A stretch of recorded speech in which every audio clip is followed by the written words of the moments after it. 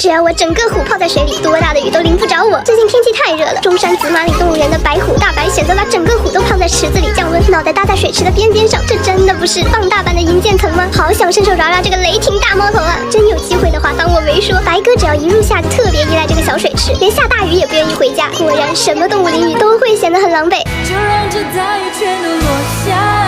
但其实大猫咪非常享受淋雨的过程，内射全程开门也不回家，就要做被雨无法选中之虎。其实紫马岭还有更出名的明星动物金钱豹，因为名字里带金钱2个字，很多人都去求抱抱发财，但随成想此豹是完全不吃压力之豹。看到两脚兽都冲他拜拜，学会了之后，他冲人拜回去了，豹全部反弹。